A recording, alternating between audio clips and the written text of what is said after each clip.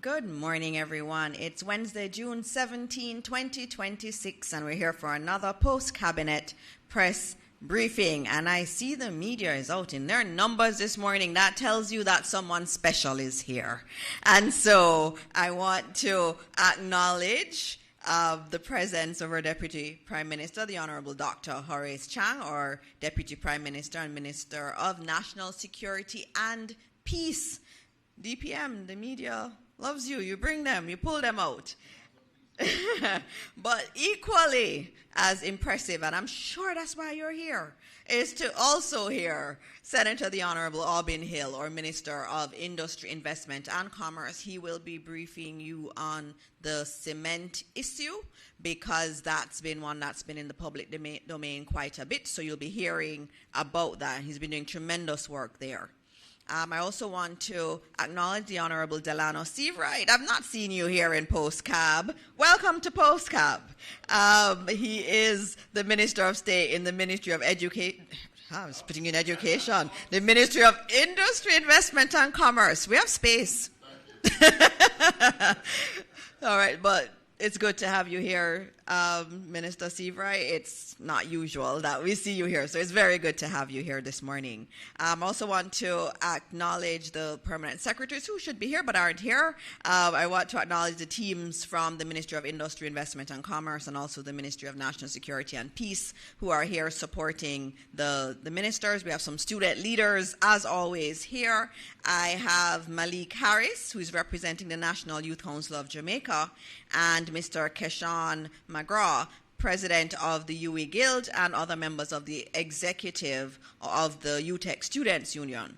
We also have lots of members of the media, Jamaicans watching at home and abroad. Good morning again to you all. And we're going to get started as we keep this tight. So first up, we're going to have Minister Hill come to give you an update on some important adjustments that have been made to serve the business community and the broader rebuilding effort that's taking place in Jamaica. Minister Hill, we look forward to your presentation this morning. Please welcome him. Oh, I'm on this side? Yes. All right. I'm generally not on the left side, but I'm over here this morning. My good colleague, wonderful friend, Minister Dr. Dana Morris Dixon, thank you so much for hosting these week after week and for being here with us today. Cement is a very important part of any country's business, especially one that is developing and building. And wherever I've worked around the world, many economists look at what's happening to cement to know what's happening in the economy. We've had since many years now as a cement producer here.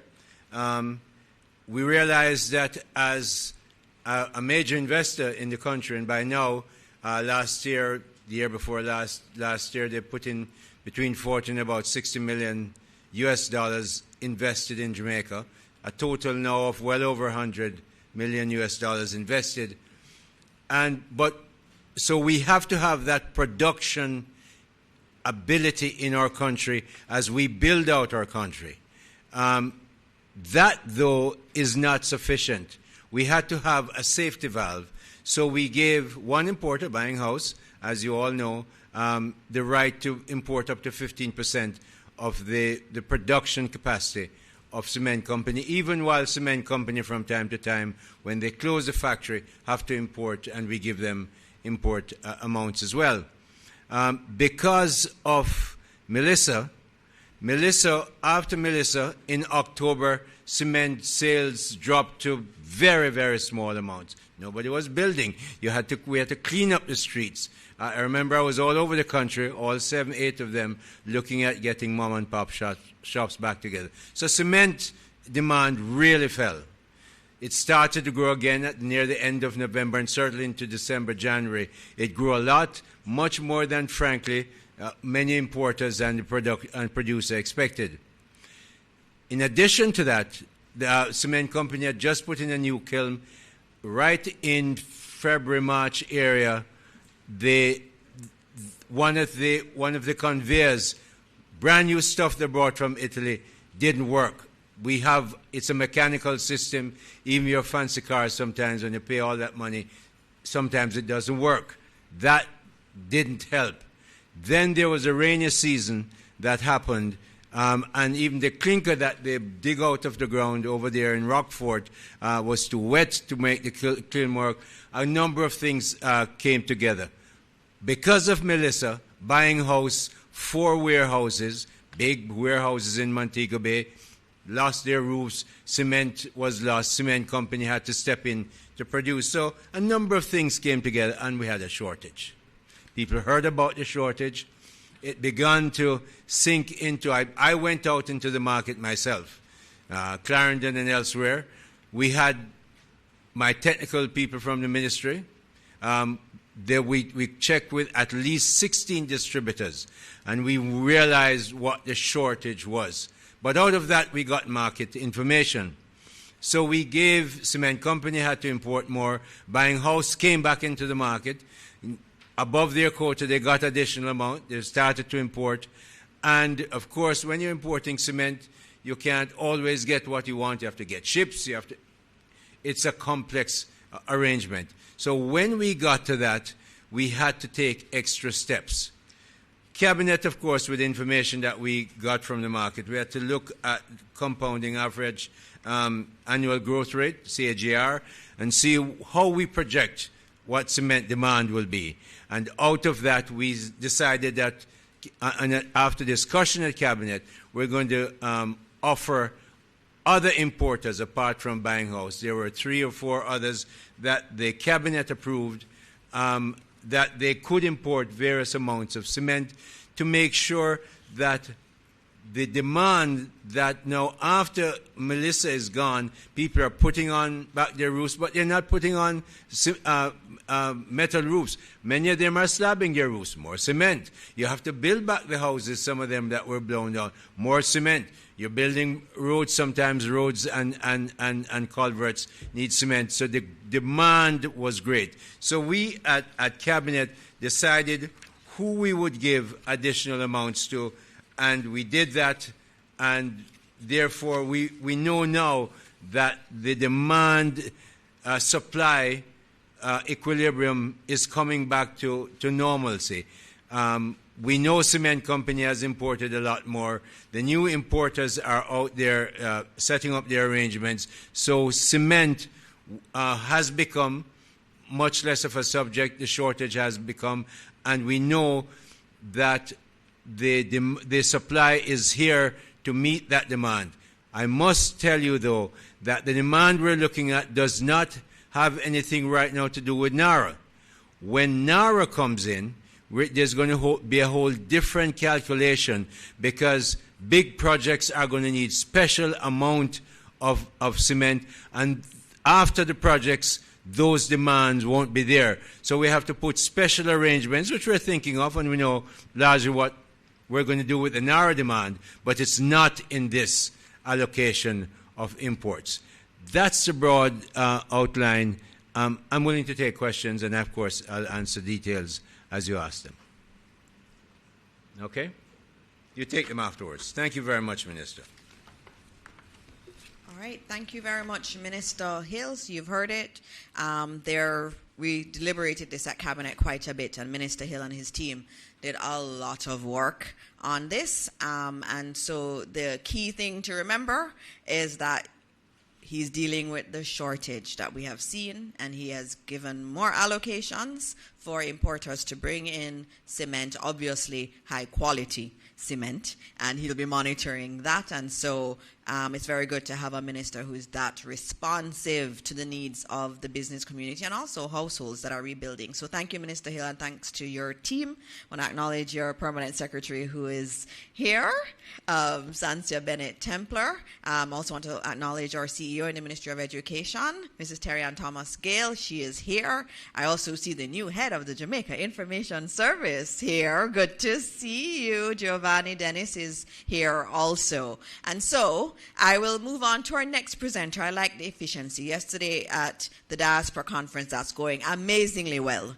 The PM spoke about efficiency, and we need to not drag out things longer than they need to be. So we're going very quick this morning. And so today we have with us our Deputy Prime Minister and Minister of National Security and Peace, coming to give you an update on a matter that's been in the public domain since yesterday, and we want to clarify everything for you. That's why we're here. And so please welcome our Deputy Prime Minister, the Honourable Dr. Horace Chang. Thank you much, colleague, Minister Dana Morris Dixon, and good morning to the teams here. I think been recognized by both this moderator and my predecessor, Minister Hill. It's my privilege to join my colleague this morning at these press briefings. I said there seemed to be a very great turnout, so there might be some expectations. I don't know how much I can satisfy that. But there have been issues in the news recently. Appropriately, I should be speaking to the TCN, third country nationals that are passed through Jamaica, but it has been headlined a number of other features which I need to clarify before I speak, and I have to do the clarification and take the questions. First of all, Jamaica is not receiving any deportees from the United States, except Jamaicans. May I repeat that? We have no agreement, no understanding to accept deportees from the United States. We accept every month 100 Jamaican deportees. And we have the expertise and the staff to manage their entry into Jamaica. That arrangement was negotiated by professionals so that they can come in a structured, organized manner and be resettled in Jamaica, their homeland. The cost of that is all Jamaican. We are receiving, and we have no agreement to or understanding, the MOUs, to receive convicts from the United States. Unless, of course, any Jamaicans are deported, which we have agreements, because America is our primary ally and primary partner in trade and in security. And we do have deportees from Jamaica to the United States from time to time, or we have occasionally from the United States convicts. But we have no agreement, no understanding, and there are no discussions to accept convicts from the United States. In fact, anyone coming from the United States is reviewed by the NIB before I indicate that they can land in the country. There is no discussion, review, or understand to accept 10,000 illegal immigrants from the United States. Again, the only illegal immigrants we take from the United States are the Jamaicans who are there. And those conditions are negotiated by professionals from the Ministry of National Security and the Ministry of Foreign Affairs. We have signed, after extensive negotiation by the relevant professionals, again mainly from the Ministry of Foreign Affairs, the Ministry of National Security, Office of the Prime Minister, and of course the lawyers from the Attorney General's office, an agreement to transition to Jamaica some third country nationals from the United States. The number is 25. It's an understanding, and at no time will the number exceed 25, because we have the right to refuse anyone at any time. And both parties can terminate the entire agreement without any long-term notice. The process is basically the operational procedure is still being worked out and being negotiated by the professionals, and it will be some time before we see anyone landing here. But when they do, they will come on the basis of an understanding that the government of the United States will pay the initial stay in Jamaica. They'll be accommodated by the International Organization for Migrants, the United Nations body, with which we are working, and of course the Ministry of National Security will deal with the technical legal side. There will be nobody detained, nobody with detention. That's part of an international understanding, not a bilateral agreement. The activity to transition them to Jamaica is a bilateral agreement negotiated between two governments who are allies in many areas, and in economy, security, and otherwise. Those are the facts as they are. We are among the about number 7 to agree in the Caribbean Latin American region, because our technical team sat down, negotiate all aspects of the issue. We are a small country. The staff to deal with the immigration section, that aspect, are limited, and therefore they have to go to the logistics of it. As I said, we already received just under 100 illegal immigrants. They are Jamaicans, but they still have to go through a process. Already agreements were made between the United States government, Panama, Costa Rica, Belize, Antigua, St. Kitts, and Barbados. And they are discussing with other teams, which they expect to conclude in due course. We have concluded ours, but we don't expect any visitors until, I said, we set off on the operational details, which are not yet settled. And that's a matter that professionals will negotiate and settle that we can handle them. Any questions? Those are the facts. Thank you. Thank you, DPM. So we're being efficient again, and we've given you the details. You would have seen the press release that was done yesterday. It gave a lot of information in there, and the reason a lot of information was given was because we wanted to say to the public, look, this is it. We've laid everything out.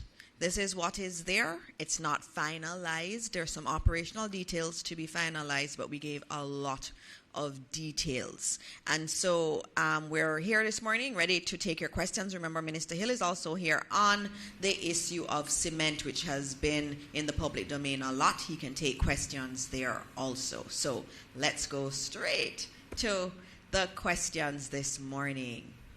Morning, everyone. Mahiri Stewart, Nationwide News here. Question for Dr. Chang. Who initiated the MOU and when was it signed? No, MOU between countries are not a matter of initiating that. The Americans have which is the country, the immigrants have an issue that they are trying to settle, and we are one of their allies in the Caribbean, and we had discussion, we initiated. We had discussion which had been prolonged, and we came to an agreement. The agreement was when? A few days back, I signed it. I think today is Tuesday, Wednesday, or Thursday of last week. So remember, Mahiri, that the U.S. government has these agreements with several other countries. So this is something initiated, an initiative. Besides the several country minister, the Americans are our primary trading partner, primary security partner. We have bilateral relation in the United States and what we call the ABC countries are very established. And discussions continue between the governments. We are, of course, the smaller partners, a fact of life. We are small, but bilateral discussions take place between governments that close on an ongoing basis. This is one in which they would have taken the lead because it's their problem, and one in which we can have some assistance. Okay, the second question would be, obviously we're having this discussion now due to the fact that this information was leaked, but had it not been, when would we have... The information leaked is different from what I'm talking about. And that's what the problem is. You're conflating two things. Some information was leaked suggesting that we were in the process of negotiating the reception of 10,000 illegal immigrants. There is no such discussion, and that leak has nothing to do with it this morning. It became part of a discussion because it is known that we were discussing the third country nationals through Jamaica, because there are several other countries in the Caribbean. We signed on Wednesday, and we decided we'd make a statement on it, and I reserved that statement for the diaspora event in Montego Bay yesterday, and we would have sent the press release out as normal. Okay, well, for Jamaicans who are deported, are they or have Jamaicans ever been part of a TCN program from other countries? What Jamaicans? For Jamaicans who would have probably been deported from other countries. I'm not. For Jamaicans who are deported? From other countries. Has there been an issue where Jamaicans have been a part of TCN? No, if Jamaicans have been deported to Jamaica, there's no issue. We receive them. The Americans, United States of America, have the vast majority of illegal migrants from Jamaica, of our illegal migrants, and we have an understanding between those. So they send us about 100 every month. I think they are looking at maybe sending back to Jamaica with over 3,000 Jamaicans. if we didn't have an understanding on how to handle it, negotiated by the professionals who have to do the work. All I do is set the policy. And there's no policy on that. Once a Jamaican is deported to Jamaica, we must receive them. What has happened, because we are friends, we work out a structured arrangement which allows us to manage it in an effective and efficient manner. And therefore, we take 100 a month, roughly. 2 shipments, 2 aircraft. Sometime 100, sometime less than 100. And could you elaborate more on the accommodation for the third country nationals? All right, that's your last question, for Mahiri. There are other reporters accommodation here. for? The third country nationals. No, well, that's one of the issues that has been worked out. We'll have to work with the International Organization for Migration to find the appropriate accommodation for them. Until that is done, we can't receive any.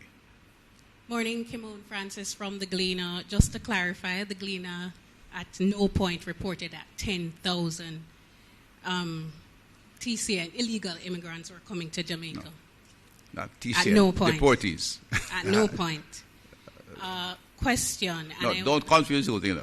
10,000 deportees is different from 10,000 TCNs.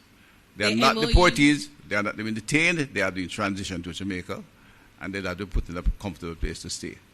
The MOU we were privy to that came from the US's embassy classified them as deportees. Right. Question, just seeking clarity. Did the U.S. initiate contact with Jamaica regarding the TCN arrangement, or did a senior government official first communicate that Jamaica is amenable to such an agreement? No, TCN is an American request. They have done so with several allies across the region and throughout the world. So it's their challenge that they're trying to resolve in a human way. So we never suggested it? That No, we would couldn't be suggest that. amenable. We'd have a problem. That's why would we suggest? Okay. I mean, we don't have a problem. On this occasion, they are a friend and they're seeking our assistance to resolve the problem. Did the U.S. at any time communicate that the arrangement could see Jamaica receiving up to 10,000 third country nationals? No, there's no such discussion between the governments of Jamaica. Through no communication at all? No. Okay. Well, if somebody talked to them on the street, I don't know about that. I am responsible, and the minister, all communication that goes to the government of the United States, I've personally in the case said to the diplomats, it goes to the Ministry of Foreign Affairs. They come from my office. Any communication with the United States government on immigration goes through the Ministry of Foreign Affairs and Foreign Trade. Okay. And no such communication or information has gone through. Okay. DPM, can I just add one thing? Cabinet decisions, there's no such cabinet decision on record. That no too. such cabinet decision. But And I've gone through all the cabinet decisions. Cabinet decisions we don't they have that come one. through me to Yeah. Foreign Affairs. But again, I didn't get that far. It's just that we have had no such communication. Again, it wasn't a decision. I asked about communication. Right. Why transit through Jamaica and not directly back to their country or their destination country? No, that's a technical issue which have been discussed, and it is, as I said, several countries. Not why Jamaica is one of an American island in the Caribbean, and we work that through. It's the way it goes. I think the philosophy behind it, and I can say that is why, is that if they stay in the United States, they have an opportunity to apply to stay. So the people are coming, and they're coming literally from being apprehended at the border and sent to Jamaica after some routine checks are done. They don't intend to stay in Jamaica, so the United States pay their airfare and they go back home. Their return rate so far has been about 94%. A few have opted to stay. There are a couple of Jamaicans in other countries who are not coming back to Jamaica. They were deported by the United States. When that happens, the numbers in the next shipment drop by that number. So if all 25 decide to stay, so there'll be no crowding on flag of Jamaica. If all 25 decide to stay, we stop the program immediately. And that's in the document. I don't know if you saw that part of it. But that's in Mm-hmm. And then the report, you said you have a document. And I'm saying, I don't know if you saw that. All right. Let's go to the next question. Zara Burton, 18 Degrees North. Good morning. For how long will the MOU last? It doesn't have an end point. No, it does still have the starting point either. It's an understanding which, while there's a need, we will work with. If we find it impossible to pursue it, we discontinue it. How much will be paid per TCN to house them here as a government? How much will I don't have that off the top of my head because it is being worked out with the IOM, and that will depend on where they are staying and how long they stay, which will be a short time. But that cost is being worked out, and the United States has a bulk sum that they will pay the fees from. It will vary from individual to individual for different reasons. And is it a situation where whatever we get to house each one of the TCNs is, let us say, additionally there will be some cushion in terms of revenue that we will be getting as a society? And also, what will we be getting in addition to this money in return for doing this to help out our ally? First of all, the initial bill will be paid by our IOM, so there's no revenue to come to Jamaica. The idea of what we get out of it is not a relevant question. America, I said, is one of our strongest bilateral partners. We have multiplicity of agreements, understandings, exchanges in all areas. It's not something you discuss. We do this today, we do that for you tomorrow. That's not a practice of any healthy bilateral relationship. Is there any, or was there any pressure to Jamaica to engage? I know you said it was an American request, but was there any pressure in addition to the request for any other reason on us? Did they threaten to cut visas, or did they allow us to maybe have a revamp or reconsideration of processing of immigrant visas or something? You're a long-standing journalist and an intelligent one, and no international discussion proceeds along those lines. We're not at war with anybody. Iran and America at war, they discuss Strait of Hormuz and bombing about Hezbollah. That's a war. We are two friendly countries. We have bilateral discussion daily.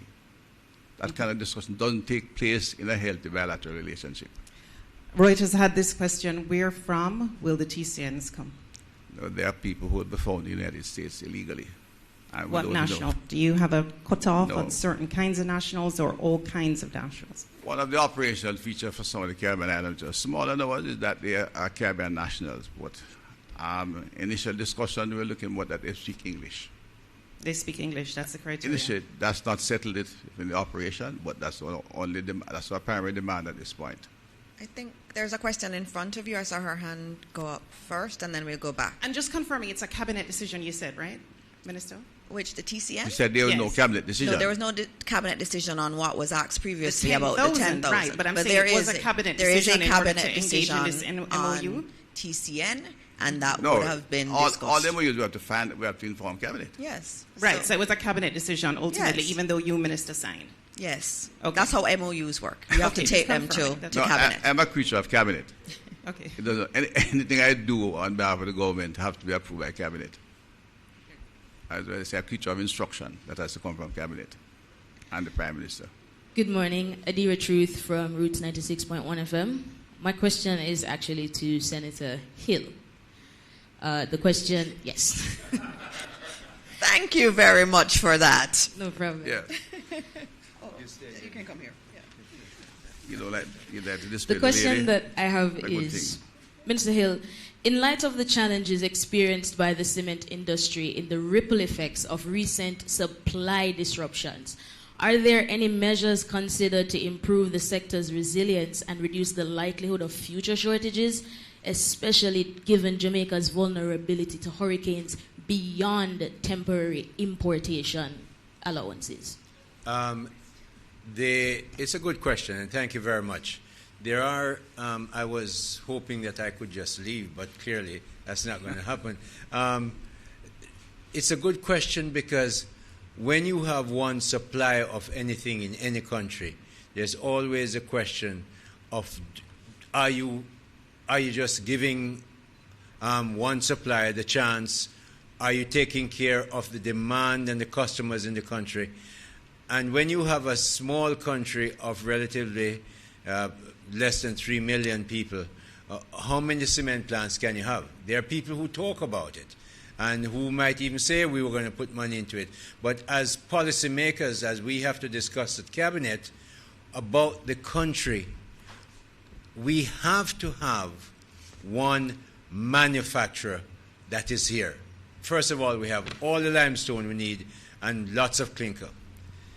If we are going to have two, what's the market demand? Remember I told you we looked at the compound aggregate demand, and we say, well, there is not, the demand, the production that we have here is about 1.1 million metric tons.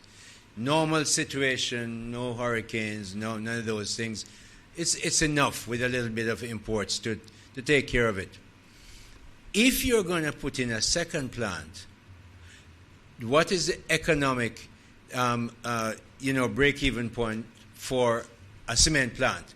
It's going to be many hundreds of metric tons.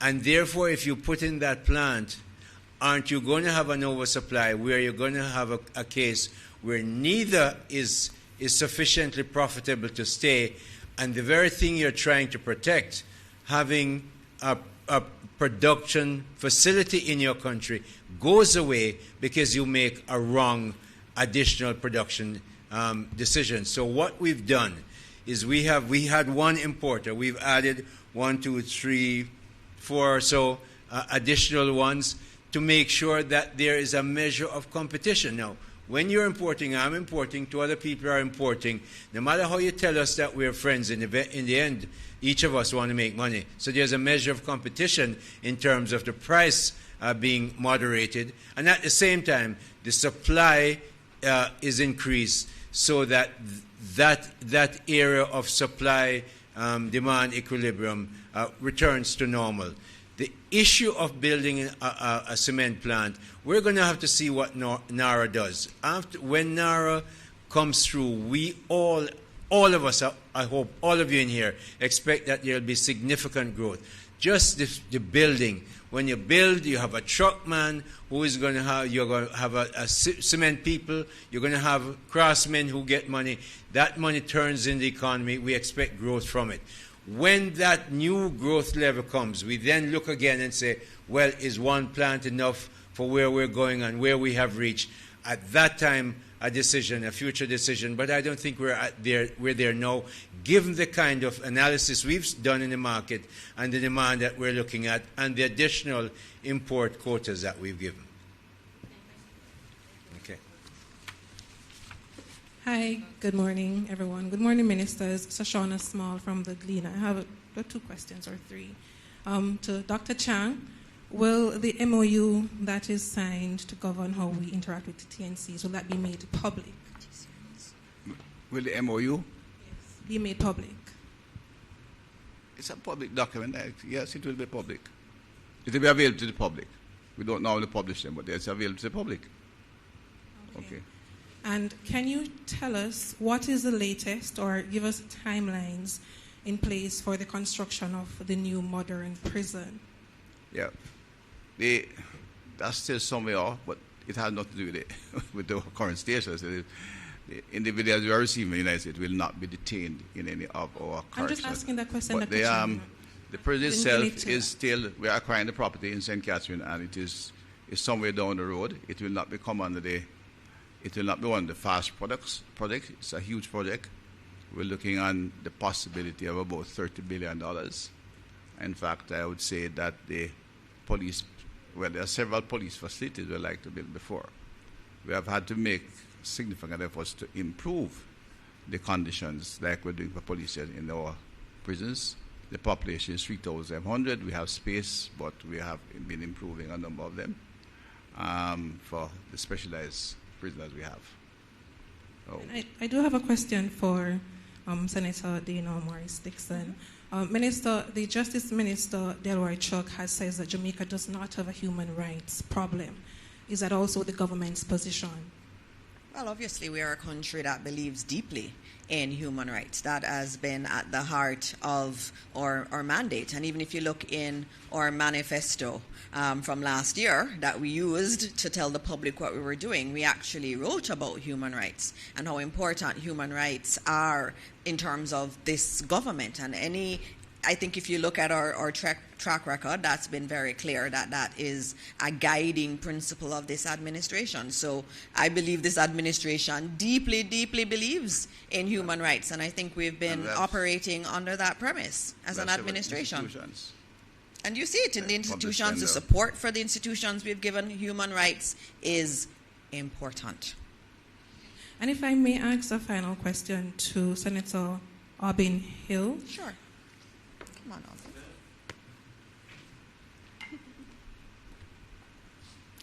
on, Minister, can you share the names of the companies that are importing cement to Jamaica? You mentioned that there were 4 companies. And if you could state the criteria under which these companies were selected. You know, it's very interesting you should ask that question. The criteria was very simple. We had in the government a lot of calls in to the permanent secretary, to me, I imagine. I know, certainly to the Prime Minister. And so what we did, since everybody knew that there was a shortage, there are a number of people who wrote us and said, look, we would like to import cement to alleviate the shortage. And we responded to those who asked.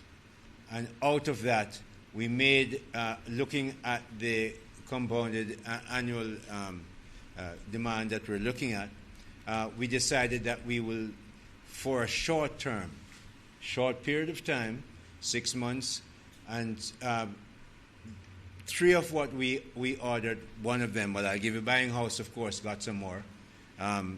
They got up to 150,000 tons. Jamaica Logistics International Limited, they were given a new amount of 100,000 tons. Rock Hard Cement, Jamaica, was given 100,000 tons, and Rock Hard went to the Bureau of Standards and had the cement that they expect to import tested, and all the tests prove out, and every week I'm sending the PS and myself the new updated tests from our own Bureau of Standards, which is, of course, in my ministry. Tankwell Metals requested to be able to import. We said yes. We gave them 60,000 tons. Gore Development wanted to import 20,000 tons for the year. We gave them as well. And Island Concrete Company Limited wanted more than 60 tons, but they were awarded 60,000 metric tons. And those are the people who asked, and those are the ones who responded to. Okay? Sure. Thank you for that answer, and all of that also came to Cabinet. Yes. Morning, everyone. Good morning. I'm Jamila Maitland from TVJ. To Minister Chang, what does the government believe, our Cabinet believe, is the most challenging part of this TCN arrangement? And 2, I noticed that other countries in the Caribbean, as you mentioned, have similar programs. In St. Kitts and Nevis, for example, the Prime Minister said that only Caribbean nationals will be accepted under their program. Yeah. Is it I know you said that, you're not sure about the nationality so far, but is it a similar case where you're saying only Caribbean nationals will be accepted? And what guarantee does the government have that the countries will accept their nationals after coming here? All right. First of all, the operationalization has not been finalized in terms of what you do to operationalize. And in talking to the professionals, well, in exchanging thoughts with the professionals who are doing the discussion, this is a matter that I discuss with technical people in the ministry who have experience and found that the primary criteria of establishing that they should speak English, which they should speak English. We have put nothing else on it. Would prefer if there are people who have skills and if they can speak English, it makes it easier to come to Jamaica. That's the only criteria. I have personally confirmed with the technical people. We look at other things. Jamaica is bigger than St. Kitts, and therefore we are like a more metropolitan country. We have Spanish tourists, we have German tourists, we have Japanese tourists. So the likelihood is that we'll get third country personnel from across the globe. We are seen as a possible assistant, not just to take a few for ease the pressure, but we have extended air transport out of here to Europe and elsewhere, and that's why we have been asked to assist, and that we'll therefore work with our Jamaican professionals, work their counterparts to see how to operationalize when we settle the other issues like accommodation and timing and screening as is required, because we screen them coming in anyway. But we will have some indications. The NIB will look at that to ensure when we have the names, we're not getting the criminals or somebody else of ill repute. There's no guarantee what you're in this kind of agreement. There's no guarantee either way. When they get here, there are people who are moving illegally through very difficult challenges to get to the United States. As I said, they have been to other countries, and their immediate response in the first fortnight to get out is over 94% leave back to home country. They are not criminals. There are more people looking at different opportunity. Jamaica, we have a big name, which is justified and a good brand, but the raw reality, which we sometimes tend to overlook, our per capita income is $7,000 per capita. It doesn't offer opportunities to people who are seeking to achieve a certain level of quality of life away from Jamaica and to live their dreams. They go to a country with a per capita income of $8,000 per capita. And that's where they're heading for. Majority are going to look to head back home and find a way back in the United States. Like some Jamaicans do, we take them in this week and they find a way back to the United States next week. People are doing that kind of activity. That's how they behave. And when we, in the real world, as government, we have to take decisions based on what we see as best practice. We can't make guarantees. All right. And I said, to other countries where the per capita income doubles ours, they have moved, I said, 94% moved within 2 weeks. Yes. And I said, the understanding is, if they stay here, we don't take any more. And make that very clear. At extreme end, if 25 say, the first 25 come and say, we're staying in Jamaica. You may not have the income, you may not see the jobs, or the, you know, they might be professionals, like the one Jamaican professional who is staying where they are. You know, they have no interest in coming back to Jamaica.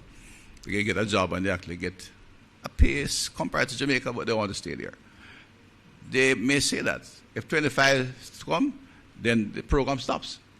I repeat it. If the 25 come and say, we're staying in Jamaica, the program stops. Ceases. Immediately. All right. I believe we have Liver now. Good. Morning, everyone. Liver and Barrett, the Gleaner Company. Minister, I wanted to just pick up. My question is right where you left off just now. Given that the agreement is now signed, yeah, can you tell the people of Jamaica what framework the government has put in place to ensure that none of the TCNs that we accept, that they don't leak into the Jamaican society? That's one. No. And two, Minister, can you sort of explain the difference in the handling of the TCNs as against the handling of the Haitians when they come here? The TCNs are being brought here and then understand we are worked out with the United States government, and then they are handled in conjunction with the IOM. Haitians are coming here illegally. They are all illegal migrants. And we take positions to return them to their home as quickly as possible, directly. We don't have to send them to a third country. Those who stay apply for asylum, and we have to keep them in a place of, so we have to detain them until then. We don't detain TCNs. They are transitioning, or literally transitioning through the country. You go to an airport, and you are transiting on it, you wait a flight to the next one. If you land. Technically, it's almost similar to that. So the Haitians who are here, their cases are in court. Some have gone as far as they go to our courts first, then they go to the international courts, and they seek to get asylum. If they receive asylum, we keep them. It's international law. If they fail to receive asylum, then we send them back home in the nearest. Well, the best way we do it, we use our ships and send them back home. Two different things. We have a set of people coming from a friendly country which we want to negotiate an understanding to bring them here and transit them to their home country. Haitians are coming here illegally, and we treat every other illegal migrant. We get illegal migrants from Pakistan, if I recall, our recent ones, and other countries, and we send them back on the next flight. We get illegal migrants from the United States. Sorry. In relation to what? How do they leak into Jamaica? No, what are the safeguards? It's not about the leaking. We have received them in the country. I give them a status. They're here. They're not leaking. If they choose to stay, then we have to deal with it differently. Well, not differently. If they choose to stay, then they will have to apply to our courts for asylum status, and if they get asylum status, we retain them. If they don't, we send them home. At that time, we'll have to send them home at our cost. All right, so I'm going to take Crystal. Crystal, you're the last question. Okay, yes, and my question is for you, name Senator. My name is Crystal Williams from CVM News. Sure. And I'm asking Senator Dr. Morris Dixon if you can give an update on the state of Port Antonio High as they've lost a student, and Ascot High as they've lost a teacher both to gun violence recently. Yes, no, that's, and you have the Minister of National Security and Peace here. And it is something that is affecting our school community big time, and that's why when we see the decline in the murder rate and crime generally, we in the Ministry of Education celebrate, because it means less of our children are affected, less of our families are affected. Our children are experiencing a lot of trauma in their homes, through violence in the home, and also in their communities. And that's affecting how they're learning. And so I have a challenge, and the team in the ministry has a challenge in terms of the country says we need to get better CSEC passes, and I agree, we need to get there. But there are also certain enabling factors that are important if we're to get there. And so the violence that our children face and our teachers face in their communities, that trauma takes, it manifests itself in the classroom. It affects brain development. It affects how they learn. It is real. And so those challenges are some of the other non-Ministry of Education challenges that we have to deal with. And it breaks our heart every single time we lose a child or we lose a teacher. And in this country, we have to mourn every death. And when DPM and the team speak about the reduction in crime, it may seem esoteric sometimes, but it's lives that have not been lost. It's children who have not lost their parents. And so it's very important that we continue to talk about it, celebrate the wins, but understand that there is more work to be done. And I thank the Ministry of National Security and Peace. They're doing fantastic work with us in the Ministry of Education, and we're going to be bolstering that because we have to build a generation of young people who understand conflict resolution and understand deeply peace, so that we don't continue to perpetuate this cycle of violence. DPM, I think you wanted to say something, or you're good? I think it should be said. School violence is something we recognize the problem.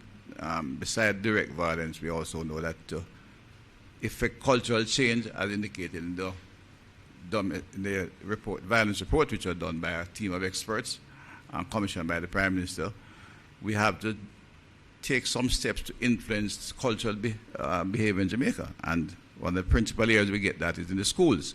And we have a very extensive program. I think we are working in 39 schools now, and we look at how to scale that up to all the schools that seem to have vulnerabilities and go beyond that. We started with the schools which were primarily near to the zones of special operations, which have clearly defined vulnerabilities, and we are working through those to bring about the kind of support and changes that will reduce this kind of incident.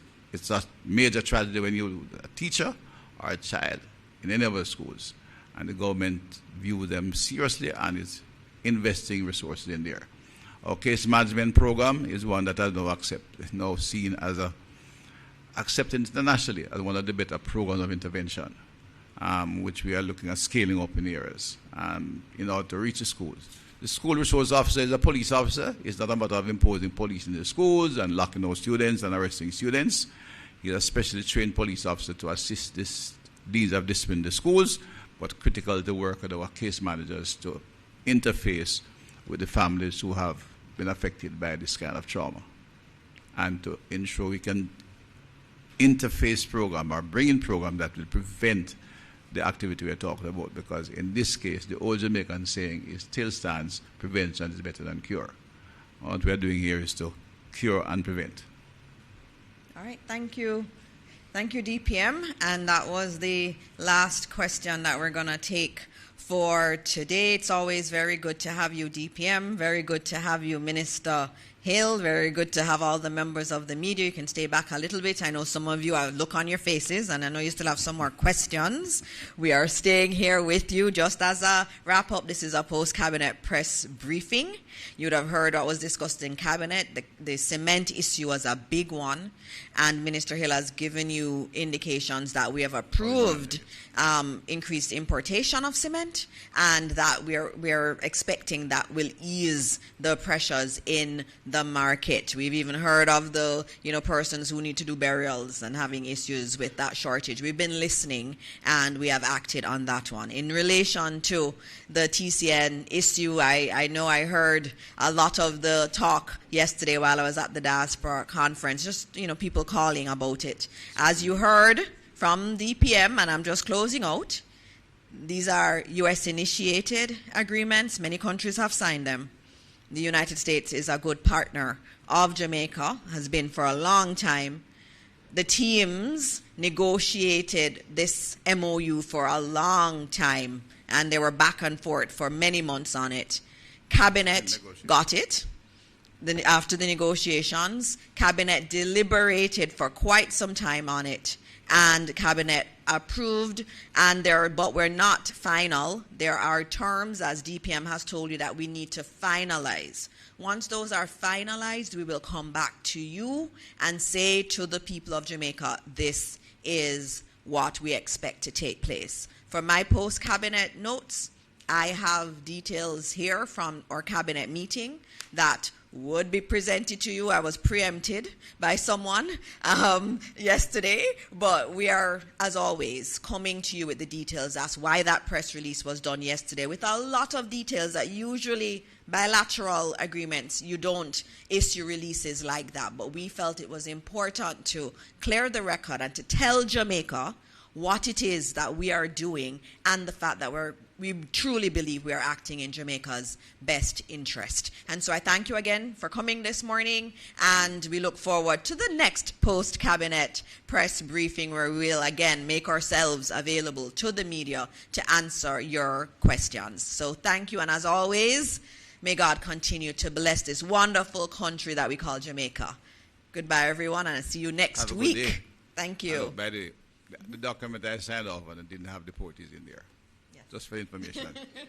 Don't define the TCN. Last word from DPM. DPM, say it again, one more time. TCN document I signed, I just looked at the release. I said, no, she should not have had deportees in there, but it may have, the one you see may have had it, I don't know.